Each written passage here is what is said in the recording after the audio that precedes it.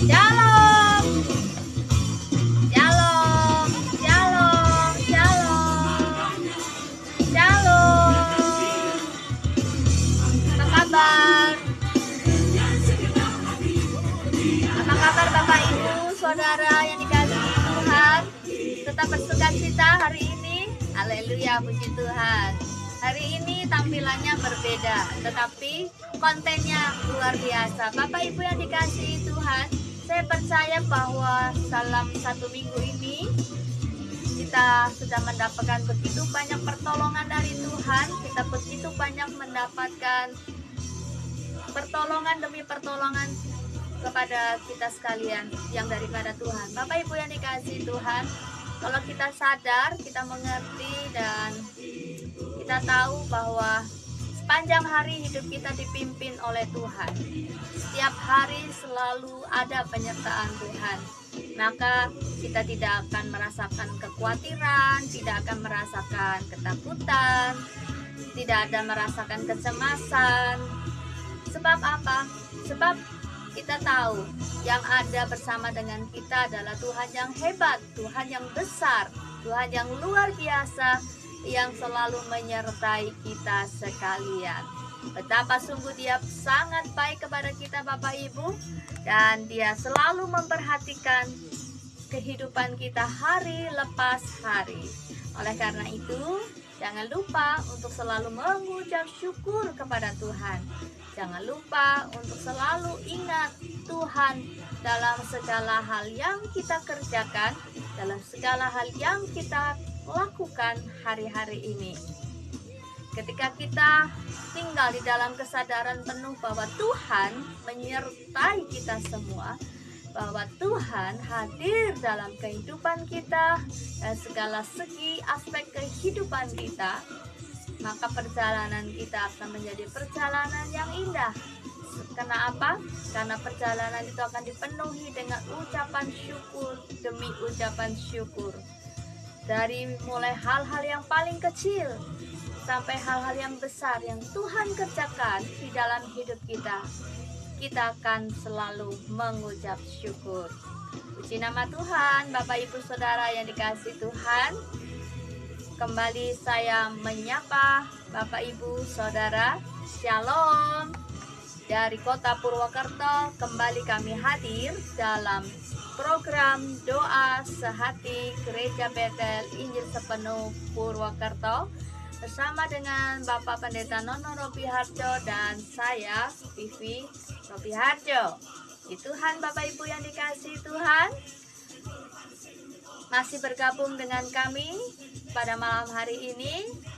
Dimanapun Bapak Ibu berada, dimanapun Bapak Ibu tinggal, baik itu yang di kota Purwokerto ataupun yang dari kota luar kota Purwokerto, kembali saya mengucapkan selamat datang, selamat bergabung dengan kami. Program Doa Sehati setiap hari Rabu pukul 8 malam di GPIS Purwokerto. Haleluya, puji Tuhan. Semuanya boleh merasakan jamahan dan lawatan Tuhan. Saya berdoa malam hari ini, doa sehati kita malam hari ini menjadi doa sehati yang memberkati kita sekalian. Dan kita akan bersekutu bersama-sama. Berangkat dari kota Purwokerto, saya mengundang, saya mengajak kita semua untuk menyatukan hati. Kita menyatukan iman pengharapan kita kepada Tuhan, bahwa jika 2-3 orang berkumpul dalam nama Tuhan Yesus, maka di situ Tuhan hadir di tengah-tengah kita untuk melawat umatnya yang setia bersekutu bersama-sama. Puji Tuhan, haleluya. Tetap semangat, tetap antusias, sukacita di dalam Tuhan. Kita akan mengenal kuasanya Tuhan lebih lagi, dan lebih lagi. Haleluya, puji Tuhan. Bapak Ibu yang dikasihi Tuhan, sudah siap untuk menyembah Tuhan? Sudah siap untuk menyanyi pujian bagi Tuhan dan berdoa di hadapan Tuhan? Dan malam hari ini pun kita juga akan bersama belajar firman Tuhan yang akan disampaikan oleh hambanya Bapak Pendeta Nono Ropi Harjo. Untuk itu kembali saya mengajak kita semua untuk menyatukan hati, menyatukan pikiran kita, dan bersatu di dalam iman pengharapan dalam Tuhan Yesus Kristus. Puji Tuhan, haleluya. Kiranya kita boleh mendapatkan berkat dari sepanjang doa sehati malam hari ini berlangsung. Karena itu tetaplah stay tune, tetaplah bergabung dengan kami hingga usainya program doa sehati malam hari ini. Haleluya, puji Tuhan. Selamat malam buat Bapak Ibu Saudara yang sudah bergabung dengan kami malam hari ini. Shalom. Senang rasanya boleh kembali bertemu dengan Bapak Ibu, menjangkau Bapak Ibu dalam doa sehati malam hari ini. Puji Tuhan. Bapak Ibu, sudah siap memuji Tuhan? Mari kita menyembah Tuhan. Hati yang terbaik kita mau berikan kepada Tuhan. Hanya dekat Allahku, aku tenang.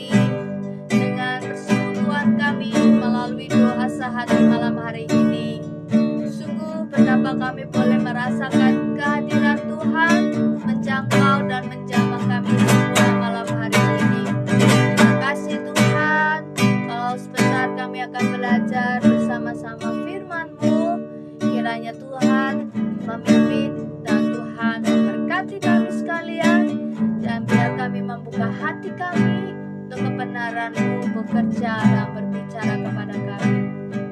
Terima kasih Tuhan, dalam nama Tuhan Yesus yang siap, mari katakan amin.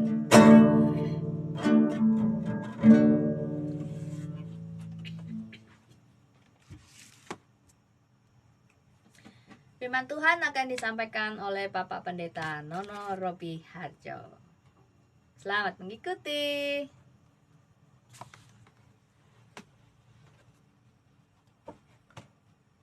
Shalom, shalom.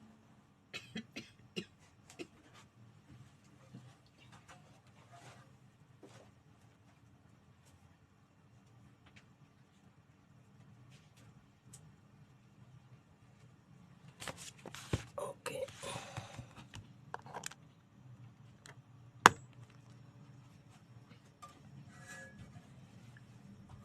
Oke, saudaraku yang dikasih Tuhan, malam hari ini saya mengajak saudara melanjutkan seri pembahasan kita tentang penguasaan diri. Ya, kalau beberapa minggu yang lalu kita membahas tentang perlunya penguasaan diri, perlunya menguasai diri dalam hal menguasai lidah. Dan hari ini saya mengajak saudara untuk melanjutkan apa lagi yang perlu dikuasai sehingga hidup kita mencerminkan kehidupan yang dewasa secara rohani, saudaraku yang dikasih Tuhan. Ya, selamat malam untuk Bu Elina. Selamat malam untuk semuanya. Saya percaya bahwa saudara semua adalah orang-orang yang menikmati berkat kemurahan Tuhan. Oke, apalagi yang perlu dikuasai? Malam hari ini saya mengajak saudara untuk bincang-bincang tentang penguasaan diri yang fokus terhadap mata, yaitu menguasai mata. Selamat malam untuk Purut Sutiem yang ada di Sukoharjo. Apa kabar? Kiranya berkat kemurahan Tuhan masih menolong kita semua. Ya, Bapak Ibu yang dikasih Tuhan, menguasai mata. Ya, mata adalah salah satu anggota tubuh yang merupakan pintu masuk bagi benih-benih dosa. Ya, oleh karena itu sangatlah penting untuk mengendalikan dan menguasai mata. Yesus berkata, mata adalah pelita tubuh. Jika matamu baik, teranglah seluruh tubuh. Jika matamu jahat, gelaplah seluruh tubuhmu. Jadi jika terang yang ada padamu gelap, betapa gelapnya kegelapan itu. Itu tertulis dalam Matius pasal 6 ayat 22 sampai dengan ayat 23. Oke, saudara yang dikasihi oleh Tuhan. Jadi ketika Yesus berkata bahwa mata adalah pelita tubuh, itu artinya mata merupakan yang membuat kehidupan seseorang di dalam Tuhan mengalami jalan yang terang, ya, di mana jalan yang ia tempuh itu adalah jalan kebenaran. Ya, firman Tuhan mengatakan bahwa mata tidak pernah kenyang oleh untuk melihat, dan bisa jadi ada keinginan-keinginan mata yang bertentangan dengan keinginan Bapa di surga. Ya. Pengkhotbah 1 ayat 8, ya, Pengkhotbah 1 ayat 8 mengatakan demikian, segala sesuatu menjemukan. Saudaraku yang dikasih Tuhan, siapa sih yang merasa bahwa hidupnya itu terlalu puas Ya. Siapa sih seseorang yang tidak merasa bahwa segala sesuatu yang ia jumpai itu ya kadang-kadang membosankan, menjemukan. Makanya di segala sesuatu menjemukan sehingga tak terkatakan oleh manusia. Mata tidak kenyang melihat. Ya, perhatikan baik-baik bahwa mata tidak kenyang melihat. Ya. Telinga tidak puas mendengar. Artinya apa, saudaraku yang dikasih Tuhan? Artinya bahwa setiap manusia itu tidak pernah mengalami yang namanya kepuasan dalam hidupnya. Ya, ketika menginginkan sesuatu, kita seringkali sangat antusias dalam mengejarnya. Tapi ketika sudah mendapatkannya, saudaraku yang dikasih itu sesuatu hal yang menjadi biasa saja. Yang tadinya kita anggap luar biasa, pada kemudian hari ketika kita sudah mendapatkannya, kita sudah menjumpainya, itu sesuatu hal yang biasa. Sehingga lambat laun, lambat waktu menjadi membosankan. Makanya dikatakan bahwa segala sesuatu menjemukan. Ya, sehingga tak terkatakan oleh manusia, mata tidak kenyang melihat, ya, telinga tidak puas mendengar. Nah, sementara dalam 1 Yohanes pasal yang kedua ayat yang ke-16 berkata demikian, sebab semua yang ada di dalam dunia yaitu keinginan daging, ya, dan keinginan mata. Semua yang ada di dalam dunia itu keinginan daging dan keinginan mata serta keangkuhan hidup bukanlah berasal dari Bapa melainkan dari dunia. Keinginan mata yang tidak terkendali, yang tidak memberikan kepuasan, yang tidak pernah memberikan sesuatu yang membuat damai sejahtera, itu adalah keinginan mata. Semua yang ada dalam dunia itu adalah keinginan mata yang bukanlah berasal dari Bapa melainkan dari dunia. Makanya orang tidak akan pernah puas dengan apa yang ia miliki, saudaraku yang dikasihi Tuhan. Seseorang tidak akan pernah puas dengan apa yang ia miliki, sehingga apa yang ia miliki seolah-olah kurang. Ya. Yang menjadi persoalan dan pertanyaan adalah apakah kita tidak boleh memiliki keinginan? Jelas boleh. Siapa bilang? Yang Alkitab tidak pernah mengatakan bahwa manusia itu tidak punya keinginan, ya. Tapi keinginan, free will, kehendak bebas itu harus dikembalikan kepada kebenaran, saudaraku yang dikasih Tuhan.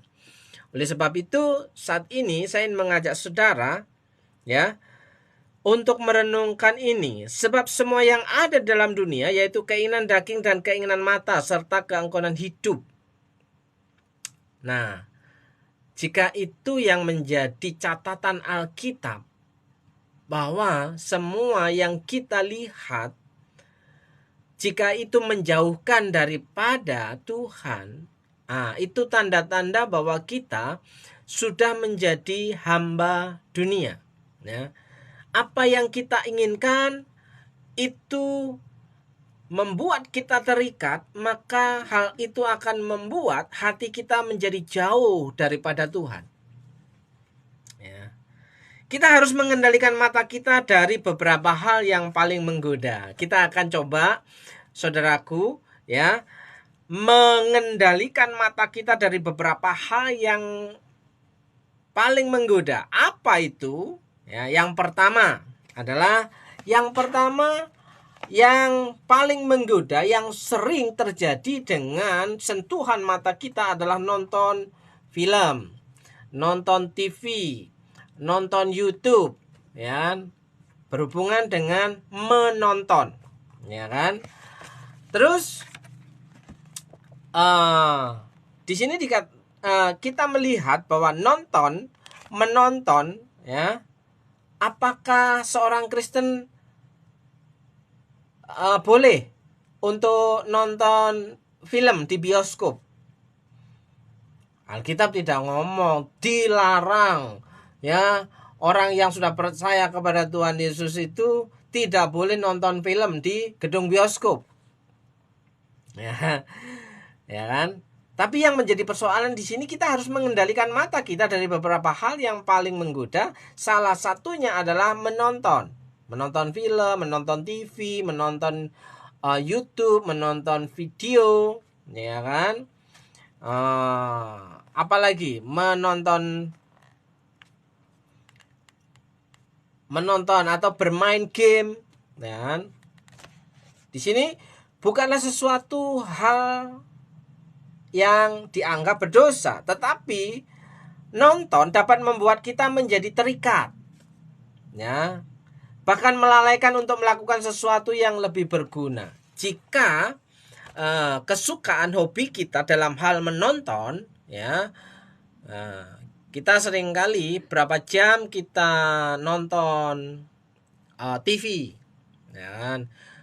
Berapa jam kita memperhatikan gadget HP kita, ya, berapa jam kita main game. Nah, itu ketika kita terikat dan ketagihan, maka di situ sudah mulai berbahaya.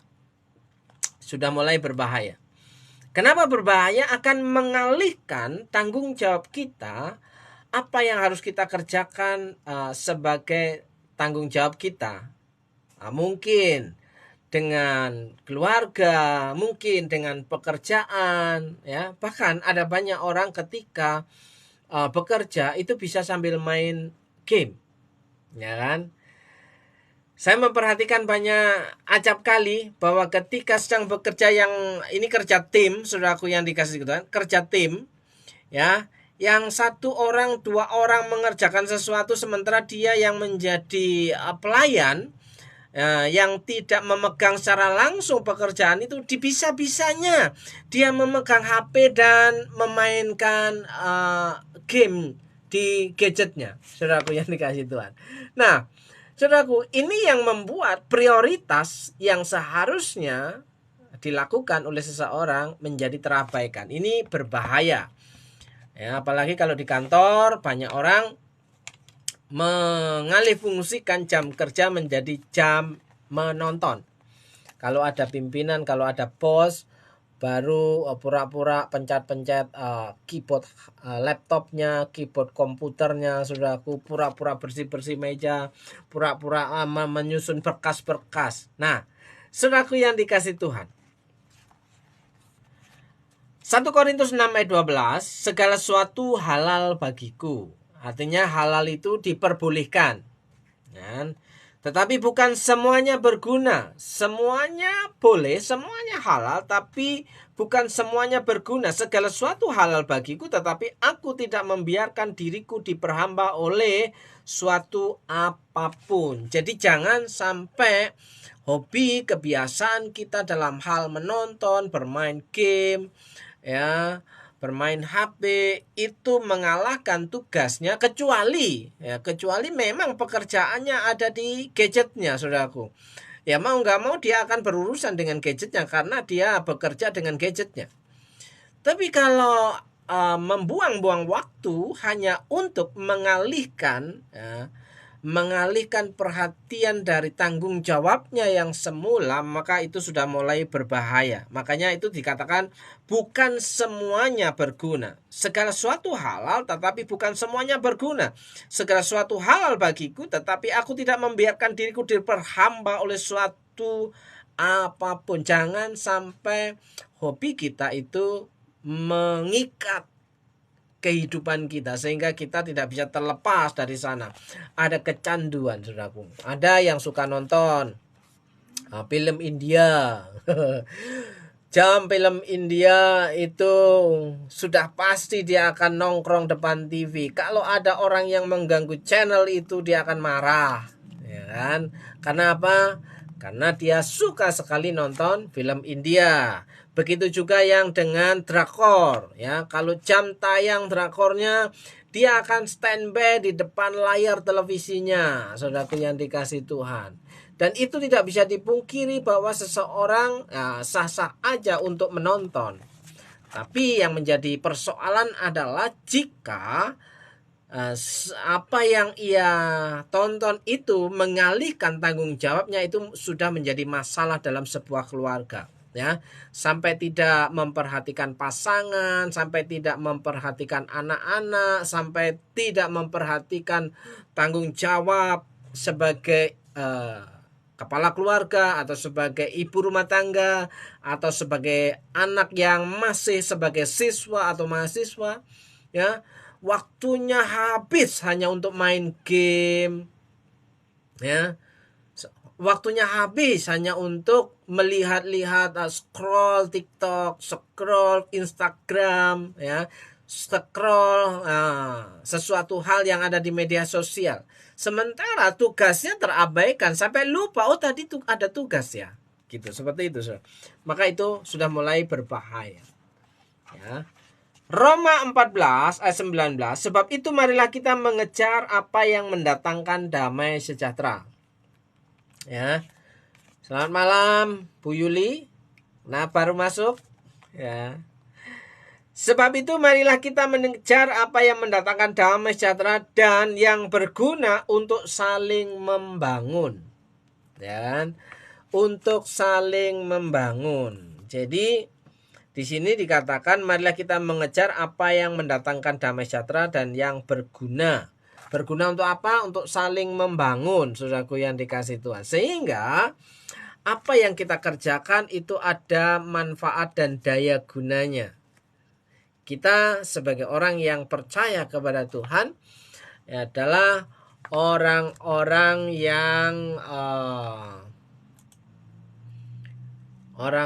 yang memiliki tugas dan tanggung jawab mengerjakan apa yang menjadi beban di pundaknya, saudaraku yang dikasih Tuhan. Oleh sebab itu, mari kita sama-sama merenungkan hal ini, ya. Nonton boleh, tidak masalah, ya. Mau dimanapun tidak masalah. Yang menjadi persoalan adalah jika kebiasaan menonton itu mengikat kehidupan kita. Nah, yang kedua, ya, apa yang harus kita kendalikan melalui mata kita? Yang kedua adalah soal belanja. Ya, shopping, ya. Seringkali mata kita tidak bisa dikendalikan bila melihat barang-barang tertentu atau barang-barang sale-sale atau barang-barang diskon, ya. Nah, ketika beberapa waktu yang lalu, ya, ketika di swalayan itu terjadi diskon 70%, diskon 50%. Wah, konsumen itu begitu ramainya berjubel, saudaraku, sampai barang dagangannya itu porak-porandan, sampai terinjak-injak, gak karu-karuan, sudah berantakan semua. Ya, antrian di kasir sangat panjang, ya kan? Mereka berbondong-bondong untuk belanja, seperti orang kalap, ya, dalam berbelanja. Nah, di sini mata itu seringkali tergoda untuk konsumtif, ya, berbelanja. Seringkali mata kita tidak bisa dikendalikan bila melihat barang-barang tertentu. Jika wanita misalnya bisa melihat baju, tas, majalah, sepatu, makanan, kosmetik. Nah, biasanya kalau sudah dengan warna favorit, aduh, ini bagus banget. Nah, kalau untuk pria, ya, aksesoris, biasanya aksesoris mobil. Tapi untuk aksesoris mobil saat-saat ini atau aksesoris motor saat-saat ini kemungkinan bisa terkendala dengan dana. Ya kan? Terus peralatan buku, ya. Tapi ini terlalu pria banget, saudaraku. Sementara saya itu sebenarnya orang yang suka atau hobi shopping. Ya, kalau melihat barang-barang yang unik, ya, barang-barang yang ada banyak manfaatnya untuk ini untuk itu, saya cenderung ketika sudah tertarik ini, saya ambil, saya beli, ya kan? Terus kalau melihat fashion, melihat baju, melihat celana, melihat kaos yang bagus, saya cenderung untuk tertarik, ya. Melihat sesuatu yang menjadi pemakaian hari-hari itu bisa-bisa berbelanjanya bukan hanya 1 piece 2 piece, bisa setengah lusin, ya kan? Kenapa? Ya, wah mumpung nih barang murah, ya, barang bagus, nah mungkin ini tidak akan pernah ada lagi yang jual, makanya diambil. Ya. Nah itu gangguan ketika melihat barang-barang tertentu, ya, suka shopping. Untuk anak-anak mungkin dengan jajan, permainan, ya, buku sekarang sudah kayaknya nggak laku. Kenapa? Karena anak-anak lebih suka, bukan hanya anak-anak, orang-orang dewasa pun lebih suka untuk memainkan gadgetnya. Ya, anak-anak sekarang ini, anak yang sekolah, mahasiswa, ya, sulit untuk cinta baca. Ya, mereka lebih banyak cinta nonton, ya kan? Maka banyak anak-anak sekarang walaupun sudah semester kuliah, semester 2, semester 3, semester 4, otaknya itu masih original. Kenapa? Karena tidak diisi dengan pengetahuan, ya. Gadgetnya hanya digunakan pada waktu ada tugas saja. Kalau tidak ada tugas, ya digunakan selebihnya hanya untuk scroll media sosial.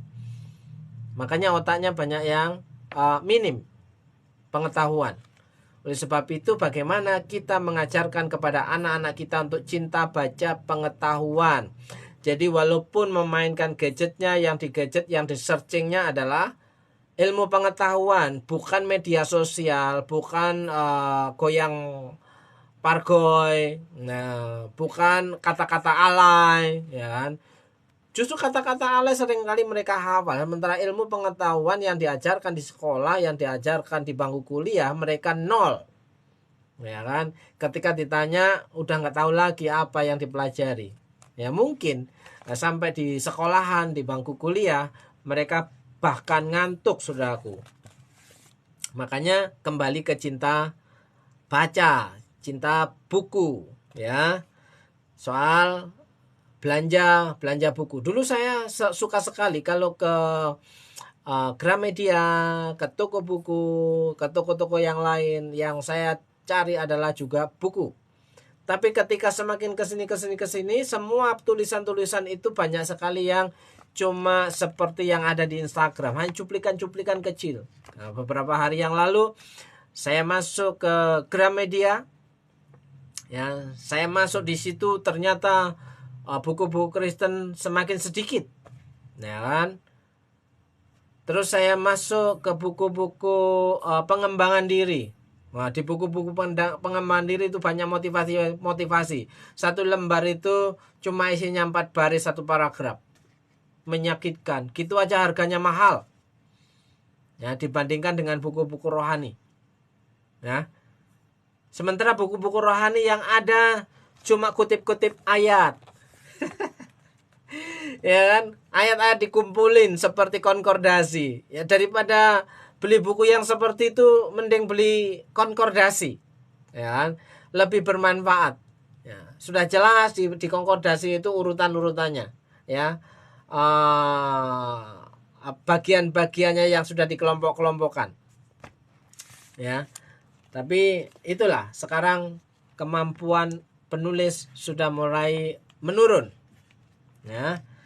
Oke. Menguasai mata ketika dalam hal belanja. Yang ketiga adalah kita harus mengendalikan mata kita dari beberapa hal yang paling menggoda. Antaranya adalah melihat lawan jenis, ya kan? Biasanya yang tertuduh adalah seorang laki-laki, ya. Biasanya yang menjadi kambing hitam adalah laki-laki. Biasanya yang tertarik dengan lawan jenis itu, ya, yang tergoda dengan matanya itu adalah laki-laki. Di sini tidak hanya pria tetapi juga wanita. Jika melihat lawan jenis yang cantik atau yang ganteng, matanya susah untuk dikendalikan. Ya, hati-hati jangan sampai mata kita membuat diri kita penuh dengan nafsu zina. Ya. 2 Petrus pasal yang kedua, ayat yang ke-14. Ya. Mata mereka penuh nafsu zina, dan mereka tidak pernah jemu berbuat dosa. Mereka memikat orang-orang yang lemah, hati mereka telah terlatih dalam keserakahan. Mereka adalah orang-orang yang terkutuk. Wow, ngeri sekali sebenarnya kalau melihat penjelasan dalam Alkitab. Mata kita bisa menjerumuskan kita ke dalam jurang maut, saudaraku yang dikasih Tuhan. Dikatakan mereka adalah orang-orang yang terkutuk. Jadi mata kita bisa membuat hidup kita mengalami jauh daripada Tuhan. Jadi orang-orang yang terkutuk itu adalah orang yang terpisah dengan Tuhan. Ya. Sementara Matius pasal 5 ayat 27 sampai 29, kamu telah mendengar firman, jangan berzina. Tapi aku berkata kepadamu, setiap orang yang memandang perempuan serta menginginkannya sudah berzina dengan dia di dalam hatinya. Ya. Maka jika matamu yang kanan menyesatkan engkau, jungkilah dan buanglah itu. Karena lebih baik bagimu jika satu dari anggota tubuhmu binasa daripada tubuhmu dengan utuh dicampakkan ke dalam neraka. Kalau kita mengikuti hukum Taurat ini, kalau kita mengikuti Matius 5 ayat 27 dan 29 ini, saudaraku, maka ada banyak orang yang mengalami kebutaan. Kenapa? Karena matanya laki-laki itu suka sekali jelalatan, saudaraku yang dikasih Tuhan. Apakah iya Tuhan Yesus bermaksud supaya setiap orang yang percaya kepada Tuhan itu tidak punya mata, tidak bisa melihat? Gara-gara apa? Gara-gara matanya jelalatan. Kamu telah mendengar firman jangan berzina, tapi aku berkata kepada setiap orang yang memandang perempuan sama menginginkannya.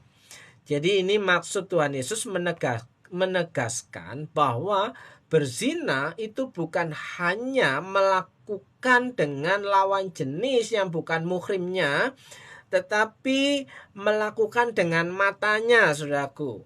Memandang lawan jenis dengan penuh nafsu, tidak bisa terkendali. Akan muncul di memori bawah sadarnya sampai terbawa ke alam tidurnya. Sehingga ini pun dikatakan sudah berdosa. Jadi pelajaran penting apa malam hari ini, saudaraku yang dikasih Tuhan? Tentang menguasai mata. Malam hari ini sharing kita tentang menguasai mata. Orang yang dapat menguasai matanya, ia dapat menguasai hidupnya. Jadi yang pertama berhubungan dengan hobi menonton, bermain game, Yang kedua adalah hobi berbelanja yang dapat membuat kehidupan rumah tangganya hancur. Kenapa? Karena uangnya habis ludes tanpa ada perhitungan bahwa masih ada 3 minggu ke depan. Gaji 1 bulan habis dalam 1 minggu. Nah, ini pun juga berbahaya. Yang ketiga adalah menguasai mata dalam hal melihat lawan jenis. Apakah tidak boleh melihat lawan jenis? Ya boleh-boleh aja, namanya juga mata untuk melihat. Tapi yang jadi persoalan adalah ketika memandang lawan jenisnya dengan penuh dengan nafsu. Itu yang dikatakan oleh Tuhan Yesus. Oke, saudaraku yang dikasih Tuhan, mari kita sama-sama belajar menjadi orang yang dapat menguasai diri. Yang minggu-minggu yang lalu kita dapat menguasai lidah, mulut, bibir kita. Hari ini kita dikasih pelajaran. Alkitab mengatakan bahwa kita disuruh untuk dapat menguasai mata kita. Barang siapa yang bisa menguasai matanya, maka selamatlah hidupnya. Kiranya malam hari ini dapat memberkati saudara semua. Dan saya percaya saudara adalah orang-orang yang dipilih oleh Tuhan untuk menjadi orang-orang yang cinta Tuhan. Oke, saya mau berdoa untuk saudara. Kiranya berkat kemurahan Tuhan menjadi bagian saudara.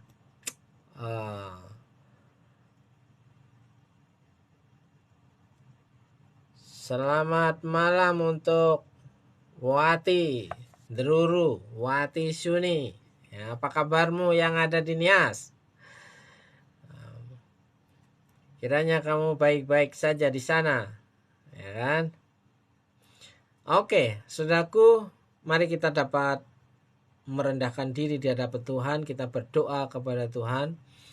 Kiranya berkat kemurahan Tuhan itu menjadi bagian kita, bagian saudara. Berdoa untuk Bu Elina dan keluarga, anak-anak, kiranya Tuhan menolong, memberikan kesehatan untuk seisi rumah. Kiranya Tuhan memberkati rumah tangga. Kiranya Tuhan Yesus memberkati apa yang sudah menjadi pekerjaan dan rencana-rencana ke depan. Kiranya berkat kemurahan Tuhan terjadi, ya, tercukupi semua kebutuhan dan bahkan dapat menikmati setiap sisi kehidupan. Dapat menikmati damai sejahtera yang Tuhan berikan. Dalam berkat nama Tuhan Yesus, kiranya berkat kemurahan Tuhan selalu baru tiap-tiap hari menjadi bagianmu. Bahkan berkat yang tidak lazim itu diperintahkan mendatangi kehidupanmu. Dalam berkat nama Tuhan Yesus. Berdoa untuk Bu Ruth Sutiem yang ada di Solo. Kiranya Tuhan memberikan kemurahan demi kemurahannya dalam kehidupan Bu Ruth. Kiranya Tuhan memberkati pekerjaan, kiranya Tuhan memberkati pelayanan, dan Tuhan memberkati hidup Bu Ruth, sehingga apa yang dikerjakan memberikan keberuntungan demi keberuntungan dan bermanfaat bagi banyak orang. Dalam berkat nama Tuhan Yesus, Tuhan memberkati berkat-berkat yang baru diperintahkan mendatangi kehidupan Bu Ruth. Berdoa untuk Bu Yuli. Kiranya Tuhan selalu memberikan kemurahan demi kemurahannya dalam kehidupanmu. Dalam berkat nama Tuhan Yesus. Dalam berkat nama Tuhan Yesus. Kiranya Tuhan memberikan kesehatan, kekuatan, dan kecukupan. Bahkan berkelimpahan dalam nama Tuhan Yesus. Berkat-berkat yang baru diperintahkan mendatangi hidupmu.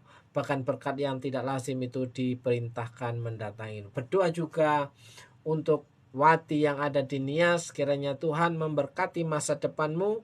Tuhan memberkati pekerjaan pelayan. Tuhan memberkati hidupmu. Dalam berkat nama Tuhan dicukupkan segala kebutuhanmu dan diberikan kapasitas yang baru untuk dapat menjadi alat Tuhan dimanapun engkau berada. Siapapun saudara yang hari ini sudah bergabung dalam doa sehati, saya berdoa untuk saudara bahwa di dalam berkat nama Yesus, berkat kemurahan Tuhan itu terjadi atas hidupmu, diberikan sehat, kuat, dan sukacita, diberikan damai sejahtera, dapat menikmati hidupmu, hidup yang bahagia bersama dengan Tuhan, bersama dengan keluarga, bersama dengan sahabat, bersama dengan anak-anak, bersama dengan orang-orang di sekeliling yang Tuhan kirimkan dalam kehidupanmu. Kiranya berkat Tuhan yang selalu baru diperintahkan mendatangi kehidupan dalam berkat nama Yesus. Saudara yang percaya bahwa Tuhan Yesus itu baik, katakan amin, amin, amin, amin. Selamat malam saudaraku yang dikasihi Tuhan. Selamat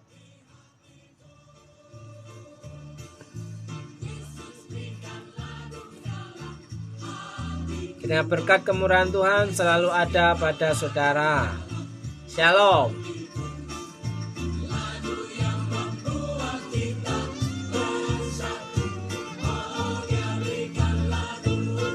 Salam untuk Bu Wiwin, karena berkat Tuhan selalu mencukupkan Bu Wiwin, diberikan sehat, sukacita. Amin.